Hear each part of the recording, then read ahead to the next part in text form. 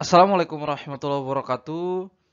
Kita sudah pernah membahas tentang pemantulan cahaya, ya, dan di situ juga kita sudah rumuskan persamaan hukum pemantulan, bahwasanya sudut sinar datang sama dengan sudut sinar pantul, ya, yang digambarkan terhadap garis normal. Nah, materi itu tersimpan di playlist kelas 11 semester 2. Kali ini kita akan lanjutkan, ya, jadi materi ini masih lanjutan dari pemantulan cahaya, ya. Kita akan lanjutkan dengan membahas cermin, ya. Materi ini juga tersimpan di playlist kelas 11 semester 2. Jangan lupa like, share, dan subscribe. Baik, kita mulai. Cermin, adik-adik sudah kenal ya bahwa setidaknya ada 3 jenis cermin. Ada cermin datar, cermin cekung, dan cermin cembung, ya. Kita akan membahas bagaimana sifat bayangan, ya, sifat yang bayangan yang terbentuk pada cermin datar, cermin cekung, dan cermin cembung. Bagian pertama adalah cermin datar. Oke, cermin datar ya karena permukaannya datar, ya, tidak melengkung. Oke, mari kita lihat sifat bayangan pada cermin datar. Pada cermin datar, ya, jarak bayangan ke cermin itu sama dengan jarak benda ke cermin. Kalau adik-adik bercermin, ya, di depan cermin, itu cermin datar tentu saja ya. Ketika adik-adik bercermin, maka adik-adik lihat tuh bahwa di dalam cermin itu seperti ada ruang ya. Jadi di belakang cermin itu seperti ada ruang ya. Dan bayangan kita adalah di belakang cermin itu, ya kan? Dan jarak kita terhadap cermin dan jarak bayangan yang seakan-akan ada di belakang cermin itu terhadap cermin itu sama. Ya, jadi jarak benda, jarak bayangan ya yang kita lihat itu kalau kita lihat terhadap cermin dan jarak kita sebagai benda terhadap cermin itu sama. Jadi jarak bayangan ke cermin sama dengan jarak benda ke cermin. Ya, seperti tangan ini nih. Nah, tangan ini kalau kita lihat jaraknya bayangan yang terbentuk sana terhadap cermin dan bayangan tangan kita ini terhadap cermin ya itu sama. Kemudian sifat bayangannya maya. Maya artinya tidak nyata, ya. Kenapa tidak nyata? Ya karena memang bayangan ini, ya ini kan kalau kita lihat ya seperti di belakang cermin, ya. Bayangannya di belakang cermin nih. Nah, jadi sepertinya di belakang cermin ini ada ruang juga yang persis sama dengan kita, dengan bendanya ya. Nah, tapi setelah kita cek di belakang itu nggak ada apa-apa di belakang cermin, ya. Tapi kalau kita lihat tangan ini seperti di belakang cermin nih, tapi kalau kita lihat nggak ada, ya. Bayangannya maya. Atau kita bisa buktikan juga dengan menyimpan layar di belakang cermin ini untuk menunjukkan apakah bayangan ini nyata atau maya. Ya. Setelah kita simpan layar di belakang, ya layar tidak menangkap apa-apa. Tidak ada apa-apa yang tampil di layar. Ya. Jadi bayangan ini tidak bisa diproyeksikan pada layar kalau kita simpan layar di belakang. Artinya bahwa bayangan ini maya. Ya.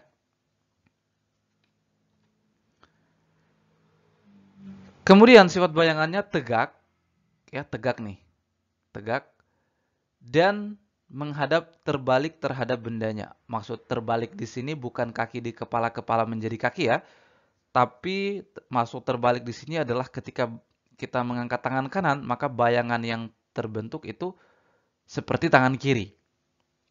Ya kan? Jadi kalau kita angkat tangan kanan, di bayangan itu terlihat tangan kiri yang terangkat. Padahal kitanya tangan kanan ya, pas bayangannya adalah tangan kiri. Nah, itu maksudnya terbalik. Jadi tegak menghadap terbalik terhadap bendanya.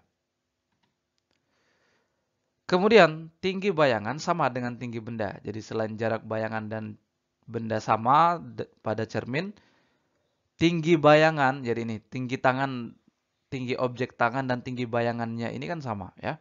Jadi begitupun kalau kita berdiri di depan cermin datar, tinggi kita dan tinggi bayangan pada cermin itu sama. Jadi tinggi bayangan dan tinggi benda sama. Artinya pembesaran linearnya ya, Jadi pembesaran bayangannya 1.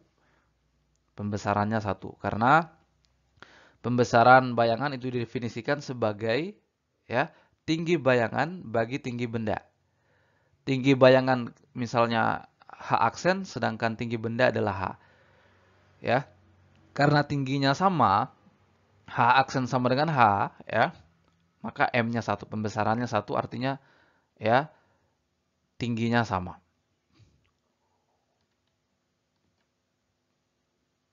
Nah, mari kita lukiskan perjalanan sinar dan pembentukan bayangan pada cermin datar. Ya, ini cermin datarnya, kemudian ini benda. Jadi ini area di depan cermin, ini di belakang cermin. Ya, benda ini ada di depan cermin. Ya, ini objek benda, tingginya adalah H. Ya, letaknya adalah di sini titik P. Kemudian ini cermin Q ya. Nah, jarak benda terhadap cermin adalah P, sorry. Jarak benda terhadap cermin adalah P. Nah, sekarang kita gambarkan perjalanan sinarnya. Ya. Nah, misalnya sinar kita gambar dari atas ini ya, dari atas ya, dari titik ini. Kemudian mengenai ini, ya ini sumbu utama ya. Ini adalah sumbu utama. Mengenai ini, maka sinar ini kan dipantulkan ya, dipantulkan. Nah, sesuai hukum pemantulan ya, bahwa sudut datang ini sumbu utama ini bisa kita perlakukan sebagai garis normal juga ya. Jadi ini sudut datang dan sudut pantul ini sama. Sudut sinar datang dan sudut sinar pantul terhadap sumbu utama itu sama. Itu hukum pemantulan yang sudah kita buktikan, yang sudah kita rumuskan di konten tentang pemantulan cahaya. Silahkan kalian nonton di playlist tadi ya. Oke, kemudian kita pakai 2 sinar aja di sini untuk menggambarkan bayangannya. Jadi ini ada satu sinar ya. Ini sinar pertama. Sinar kedua, ketika dia datang ya sejajar sumbu utama atau tegak lurus cermin, maka dia akan dipantulkan juga sejajar sumbu utama ya. Ya kan? Jadi ketika datang gini, maka dia dipantulkan juga gini, sejajar sumbu utama. Jadi arahnya saling berlawanan seperti ini, sinar datang dan sinar pantul berlawanan ya. Oke, maka pembentukan bayangannya di mana? Ya, tadi kita lihat nih bayangannya kan seperti di belakang cermin ya. Maka kalau kita gambarkan, bayangan itu dibentuk oleh perpanjangan sinar pantul. Ya, jadi ini sinar pantulnya, perpanjangannya. Kemudian ini sinar pantul, perpanjangannya. Nah, perpotongannya di sini, disinilah pembentukan bayangannya. Ya, di sini bayangan terbentuk, jaraknya Q. Jadi jarak bayangan terhadap benda, jarak bayangan terhadap cermin adalah Q. Jarak benda terhadap cermin adalah P. Nah, tingginya H aksen ya, tinggi bayangan. Jadi H sama dengan H aksen nih. Ya, kemudian jarak bayangan dan jarak cermin, ini besar P dan besar Q ini sama ya. Jarak benda dan jarak bayangan terhadap cermin ini sama. Jadi besar P dan besar Q sama, H dan H aksen juga sama. Ya. Oke, jadi kenapa dia bayangannya maya? Karena terbentuk oleh perpanjangan sinar pantul. Jadi sinar pantul ini seakan-akan dari sini ya. Sinar pantul ini seakan-akan dari sini. Nah, disinilah bayangannya terbentuk. Jadi di belakang cermin, dan kalau kita simpan layar di sini ini kan bayangan ini nggak ditangkap ya. Makanya bayangan ini disebut dengan bayangan maya. Jadi maya tegak dan sama besar. Sama besar terhadap bendanya. Jadi bayangan dan bendanya sama besar ya. Dan ini tegak, tidak terbalik ke bawah, maksudnya tidak jadi kaki jadi kepala ya. Tidak kaki kepala gitu ya. Jadi kalau ini menghadap ke atas, ya ini juga menghadap ke atas, bukan menghadap ke bawah. Jadi itu artinya tegak dan maya.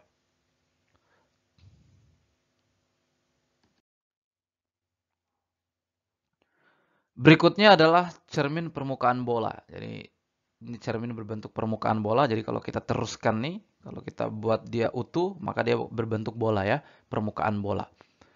Oke, ini cermin permukaan bola, ini adalah sumbu utama. Ya, di tengah ini sumbu utama. Oke, kemudian ada titik tengahnya. Titik tengahnya ini C. Ya, berarti ini adalah jari-jari kelengkungannya ya. Karena kan ini permukaan bola, maka ini jari-jarinya ya. Ini titik tengahnya nih, persis di tengah ya.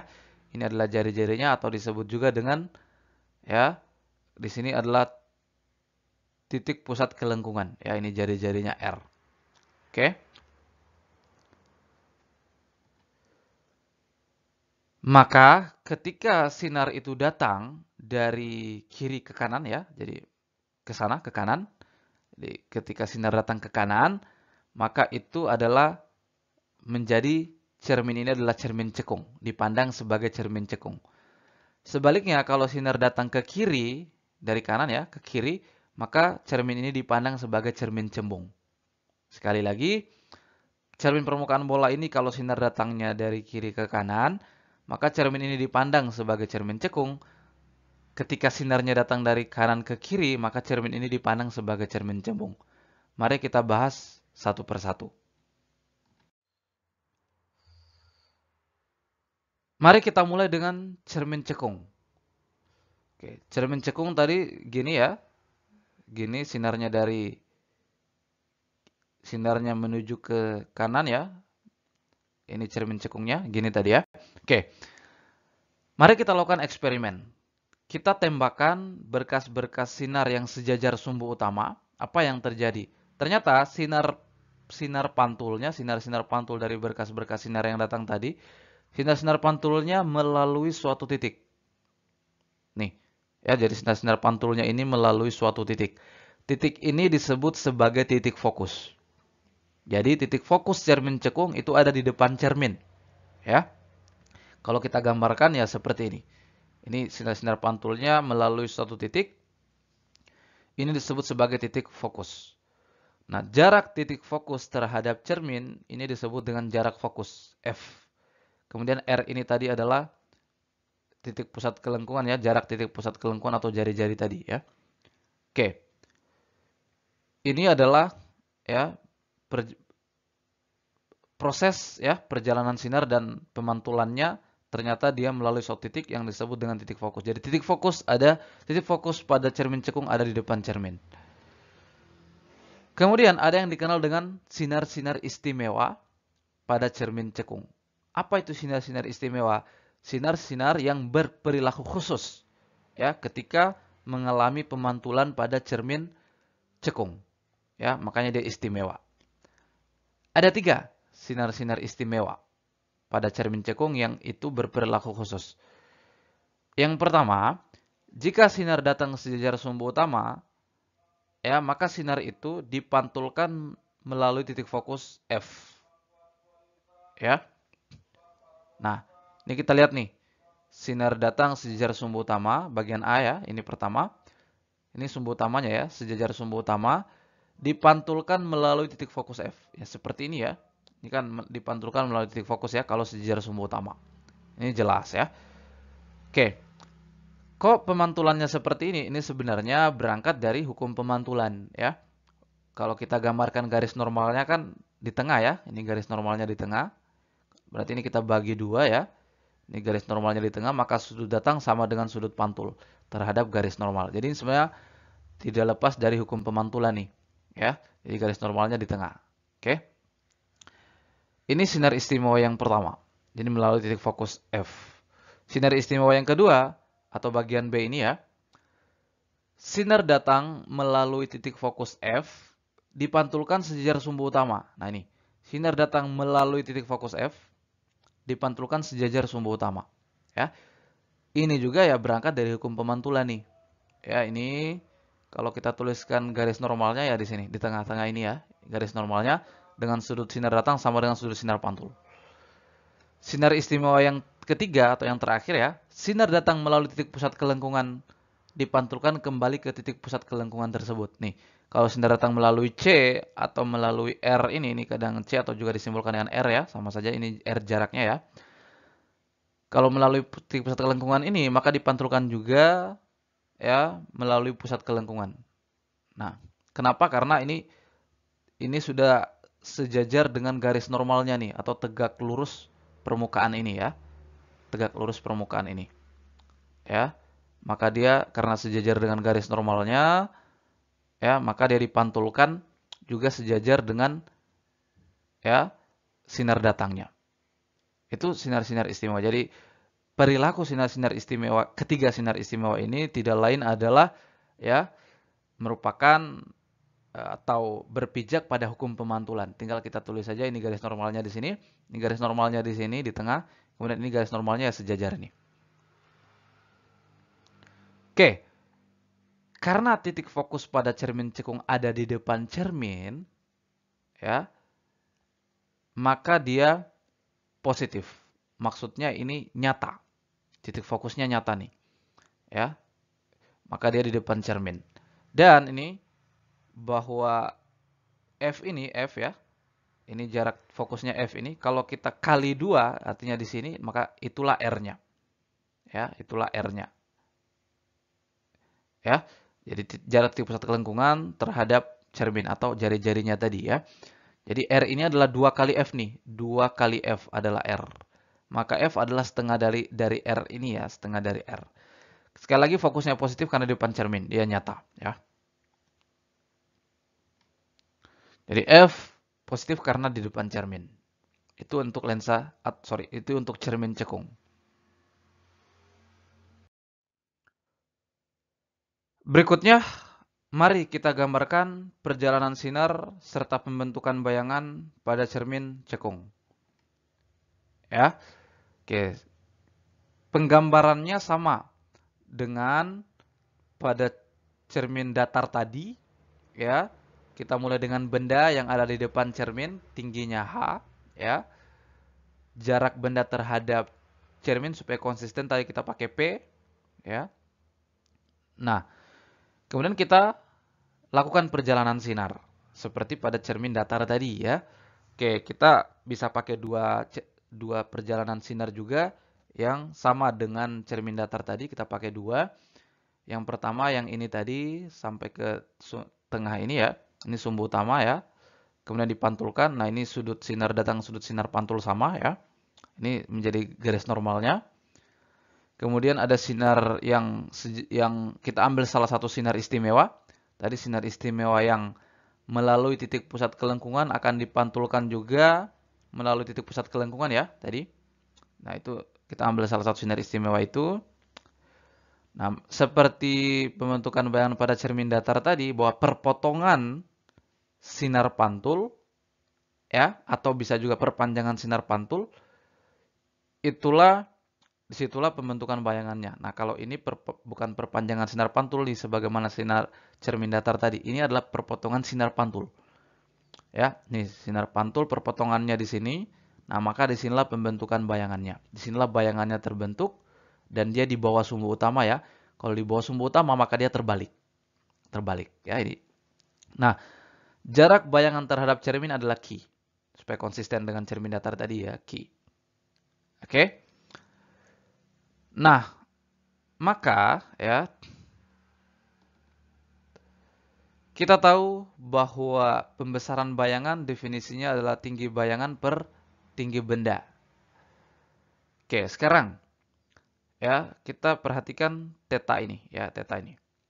Ya, kita lihat dulu ya ini segitiga siku-siku ini. Atau theta yang di atas sumbu utama ini ya.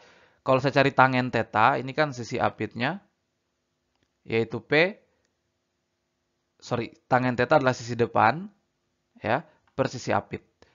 Tangen theta ini ya, sisi depannya adalah H, per sisi apitnya adalah P, jadi H per P. Kemudian kalau kita perhatikan theta yang di bawah sumbu utama ini ya atau segitiga siku-siku ini, siku-sikunya di sini ya. Kalau saya cari tangen theta, ini sisi depannya H aksen, nah karena dia menghadapnya ke bawah, terbalik ya, menghadapnya ke bawah maka dia negatif. Ya. Negatif H aksen ya per sisi apitnya dari sini ke sini tidak lain adalah Q. Jarak bayangan ya. Jadi negatif H aksen per Q. Maka kalau kedua persamaan ini kita gabung ya, kita gabung atau gini aja. H aksen ini kita substitusi nih. H aksen ini kan adalah ya kalau kita H aksen sama dengan negatif Q kali tangen theta. Sedangkan H adalah P kali tangen theta. Nah, kita masukkan tangen theta yang saling membagi ya. Maka kita dapatkan persamaan akhirnya adalah negatif Q per P. Ya ini H aksennya masukkan dari sini, H juga masukkan dari sini ya, masukkan ke sini. Maka kita dapatkan pembesaran bayangannya negatif Q per P. Ya. Oke, ini beberapa rumus pada cermin cekung ya. Kemudian ada rumus dasar ini, rumus dasar yang adik-adik sudah diperkenalkan sejak SMP ya, 1 per P tambah 1 per Q sama 1 per F ini hubungan antara jarak benda jarak bayangan dan jarak fokus. Dan jarak fokus, ya. Dan jarak fokus. Ini hubungan antara jarak benda, jarak bayangan, dan jarak fokus. Saya tidak akan tunjukkan dari mana rumus ini. Ya, nanti di konten lain ya, atau di kesempatan lain saya akan tunjukkan dari mana nih rumus ini. Oke, ini kita pakai saja dulu rumus yang sudah diperkenalkan bahkan sejak di SMP ya. Jadi ini kita terima saja dulu seperti ini. Oke, jadi ini beberapa rumus pada cermin cekung dan pembentukan bayangannya seperti tadi ya. Oke, sifat bayangannya bagaimana? Ini jelas terbalik. Ya kan, dia di bawah sumbu utama ya. Kalau bendanya menghadap ke atas, bayangannya menghadap ke bawah. Jadi jelas terbalik dan diperkecil. Ya. Ini diperkecil. Nah, bayangannya diperkecil. Kemudian ini apa? Nyata atau maya? Nah, ini nyata.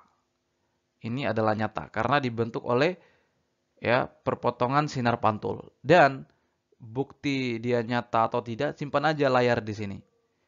Kita simpan layar ya. Nah, setelah kita simpan layar, ternyata memang bayangannya ini tertangkap oleh layar. Ya, tertangkap oleh layar. Nah, itu bukti bahwa bayangan ini nyata. Karena ketika kita simpan layar, itu bisa ditangkap oleh layar. Jadi bayangan ini adalah nyata. Dia di depan cermin. Ya. Nah, bayangan maya itu kalau di belakang cermin. Kalau di depan cermin ini nyata. Ya. Memang ini ada. Kalau kita simpan layar, itu tertangkap.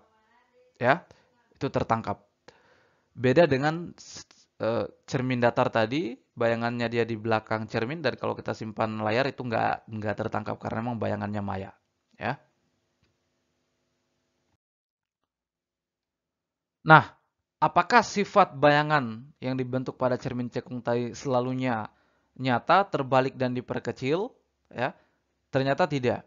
Sifat bayangan pada cermin cekung itu bisa berbeda tergantung letak bendanya, ya, tergantung letak bendanya. Maka kita bisa bagi nih ruang-ruangnya. Ini cermin cekungnya, kemudian ini titik O di tengah ya. Kemudian titik fokusnya tadi, kemudian ini titik pusat kelengkungan. Ya. Di sini kita sebut sebagai ruang 1, ini ruang 2, ini ruang 3, dan ini ruang 4 di belakang cermin. Ya. Maka ini saya tampilkan saja kesimpulannya ya. Silakan adik-adik buktikan sendiri tentang sifat bayangan yang ini ya, di ruang-ruang ini. Nah, tadi saya sudah tunjukkan contohnya ya, sampelnya bagaimana kemudian kita menggambarkan perjalanan sinar pada serta pembentukan bayangannya ya. Jadi perjalanan sinar dan mengalami pemantulan dan perpotongannya, disitulah bayangan terbentuk pada cermin cekung ya. Silakan adik-adik bisa lakukan seperti tadi, cara tadi ya. Nah, bisa juga adik-adik gunakan sinar-sinar istimewa ya untuk menghasilkan bayangan tadi. Oke, di sini saya tunjukkan saya kesimpulannya. Saya tidak perlu gambarkan tiap bayangan ini ya. Silakan adik-adik latihan sendiri, gambar sendiri. Tadi saya sudah tunjukkan caranya ya. Saya di sini tampilkan saya kesimpulannya ya. Kita mulai dari benda di ruang 3. Benda di ruang 3 berarti di depan titik pusat kelengkungan ya. Nah, kalau benda di ruang 3 sifat bayangannya nyata, terbalik dan diperkecil. Nah, ini tadi nih. Ya kan? Tadi nih. Bayangannya nyata, terbalik, dan diperkecil. Berarti tadi, yang kita gambarkan tadi, itu bendanya berada di depan titik pusat kelengkungan. Ya. Maka dia nyata, terbalik, dan diperkecil. Oke. Sekarang, kalau bendanya berada di ruang 2, antara titik pusat kelengkungan dan titik fokus, ya, ternyata sifat bayangan yang dibentuk adalah nyata, terbalik, dan diperbesar ternyata. Dia diperbesar. Sekali lagi saya tidak perlu gambarkan, silakan adik-adik gambarkan sendiri ya, gambar saja bendanya di sini terus jalankan sinar-sinar istimewa. Maka perpotongannya disitulah dan dia tentu perpotongannya harus di bawah sumbu utama nih karena dia terbalik ya, jadi di bawah. Ya. Dan nanti lihat letak bayangannya berada di mana ya. Oke. Kemudian kalau benda di ruang 1 ya. Nah, ini kita lihat nih. Benda di ruang 3, saya kembali dulu. Benda di ruang 3, bayangannya di ruang 2. Ya.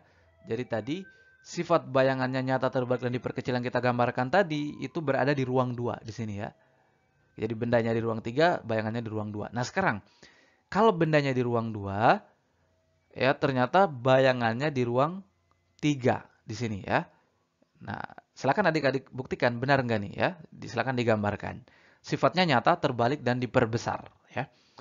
Oke, kemudian kalau bendanya di ruang satu ya, benda di ruang satu, kemudian kita jalankan sinar-sinar istimewa ya, maka ya bayangannya justru berada di ruang 4. Jadi di sini akan terbentuk perpotongan sinar pantulnya di sini ya.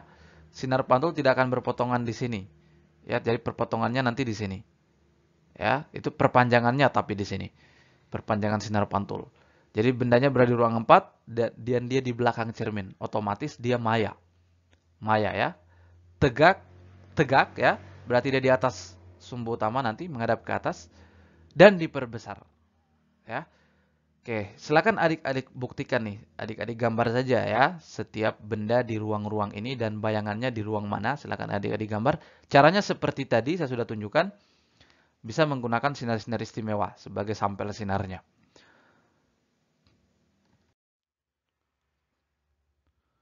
Berikutnya adalah cermin cembung. Ya.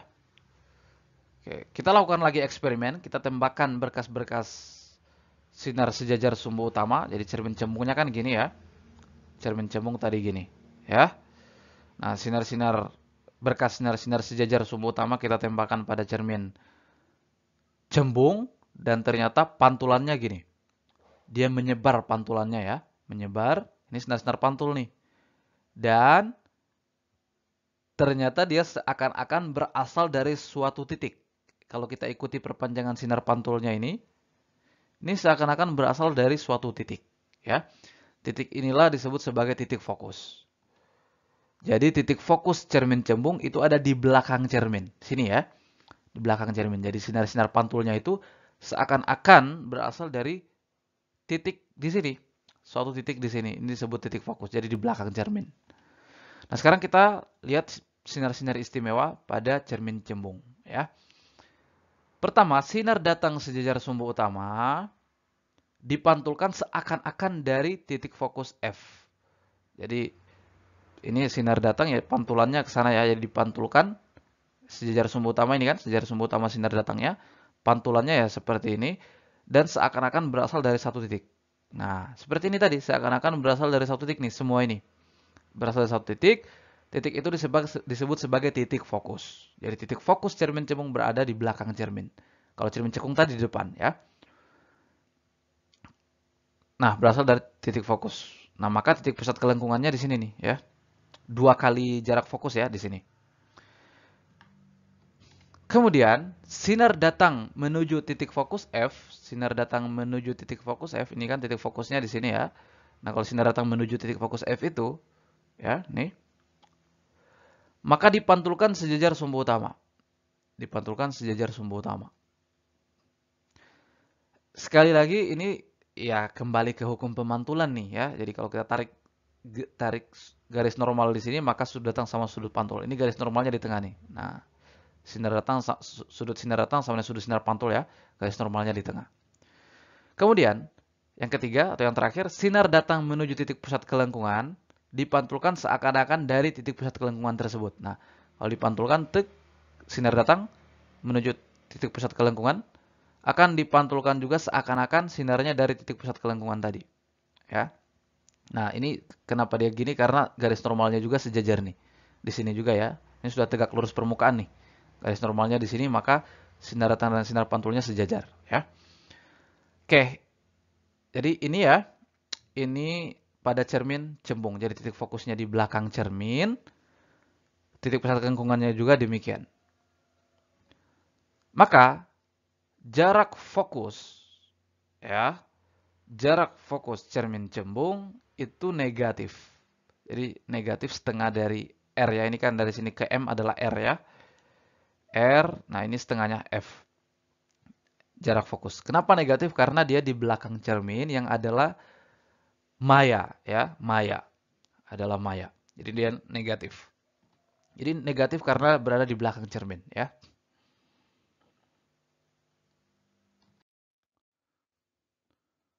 Berikutnya mari kita gambarkan perjalanan sinar-sinar datang dan sinar pantul sehingga bayangan terbentuk pada cermin cembung. Oke, ini cermin cembung. Nah, seperti biasa ini bendanya tingginya H tadi ya. Nah, kita bisa gunakan dua sinar di sini. Kita gunakan dua sinar istimewa ya. Ini di depan cermin, di belakang cermin. Nah, sinar istimewa yang pertama ini sejarah sumbu utama, kemudian dipantulkan seakan-akan dari titik fokus F, ya. Kemudian sinar datang menuju titik pusat kelengkungan C ini akan dipantulkan seakan-akan dari titik pusat kelengkungan tersebut, ya. Nih, seakan-akan dari C ya. Maka perpotongannya di sini. Nah, disinilah terbentuk bayangan. Ya, terbentuk bayangan. Nah, P jarak benda, Q adalah jarak bayangan ya terhadap cermin. Nah, maka jelas bahwa bayangan ini adalah maya. Karena di belakang cermin ya, terbentuk karena perpotongan ya sinar pantul. Jadi perpotongan sinar pantul, bukan sinar pantulnya tapi perpotongan sinar pantul. Sorry, bukan perpanjangan ya, jadi perpanjangan sinar pantul. Ini perpanjangan nih. Terbentuk karena perpanjangan sinar pantul. Bukan sinar pantul secara nyata ya. Jadi perpanjangannya. Nah, perpotongannya di sini inilah bayangannya. Jadi maya di belakang cermin. Kalau kita simpan layar di sini, bayangan ini tidak akan ditangkap karena ini maya. Tidak nyata ya. Kemudian dia tegak, jelas tegak ya. Dan diperkecil ya. Nah, inilah sifat bayangan pada cermin cembung ya. Seperti ini. Maya, tegak, dan diperkecil. Nah, rumus-rumus pada cermin cekung tadi itu sama dengan cermin cembung. Rumus-rumusnya akan sama. Bedanya hanya di tanda. Ya. Kalau tadi jarak fokus lensa cekung itu positif, kalau cermin cembung jarak fokusnya negatif. Tadi ya. Jadi perbedaan tanda-tanda seperti itu saja, tapi rumus-rumusnya secara umum sama, ya.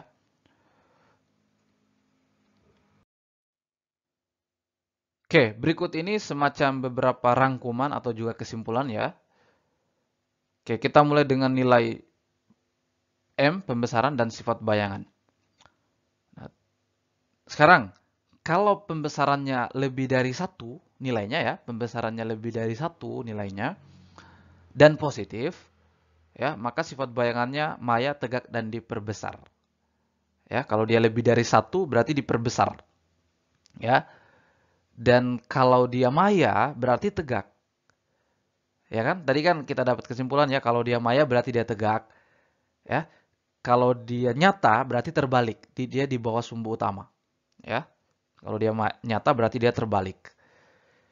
Oke, jadi dia kalau maya berarti dia tegak, dan karena lebih dari 1 maka dia diperbesar. Nah, kemudian ya, ini positif ini menunjukkan berarti dia maya ya. Kalau nilai M ini lebih besar dari 0 tapi kurang dari 1 dan positif, kalau positif berarti maya ya. Maka dia kalau positif dia maya dan pasti kalau maya dia tegak. M-nya kurang dari 1 maka dia diperkecil. Ya, jadi positif ini menunjukkan dia maya dan pasti tegak. Nah, kalau dia lebih dari 1 maka dia diperbesar, kalau kurang dari 1 maka dan lebih besar dari 0 maka dia diperkecil. Kemudian kalau M-nya positif, kalau positif otomatis maya dan kalau maya pasti tegak. Ya, ini pada cermin ya. Dan M-nya sama dengan 1 berarti bayangannya sama besar dengan bendanya. Kalau sama dengan 1 ya. Sekarang bagaimana kalau M negatif? Nah, kalau M-nya negatif, maka dia nyata. Dan kalau nyata pasti terbalik, dia di bawah sumbu utama. Tadi kita sudah tunjukkan ya. Nah, dan ini sama kalau M-nya lebih besar dari 1, maka dia diperbesar. M-nya kurang dari 1 lebih besar dari 0, maka diperkecil. Kalau M-nya sama dengan 1, maka sama besar. Ya. Oke, jadi ini. Kemudian jarak fokusnya dia bisa positif, bisa negatif. Kalau cermin cekung tadi dia positif karena titik fokusnya berada di depan cermin. Kalau cermin cembung dia negatif karena dia berada di belakang cermin. Kemudian kita punya rumus pembesaran, yaitu tinggi bayangan per tinggi benda, atau negatif jarak bayangan per jarak benda. Dengan hubungan P, Q, dan F adalah 1/P tambah 1/Q sama dengan 1/F. Ya. Oke. Kemudian Q, jarak bayangan, itu bernilai positif manakala bayangan di depan cermin. Atau nyata. Jadi kalau nyata, Q-nya positif. Jarak bayangannya positif. Kalau jarak bayangan di belakang cermin, kalau bayangannya di belakang cermin, atau maya ya, maka jarak bayangannya kita beri tanda negatif. Kemudian ini fokus tadi, cermin cekung dia positif, cermin cembung negatif. Jadi kalau dia nyata maka dia positif nih, positif. Kalau dia maya maka ini negatif ya, negatif nih. Oke? Ini yang kan tanda-tanda yang ya bisa kita sebut saja semacam kesepakatan gitu ya. Nah, ini yang akan diterapkan ketika mengerjakan soal-soal.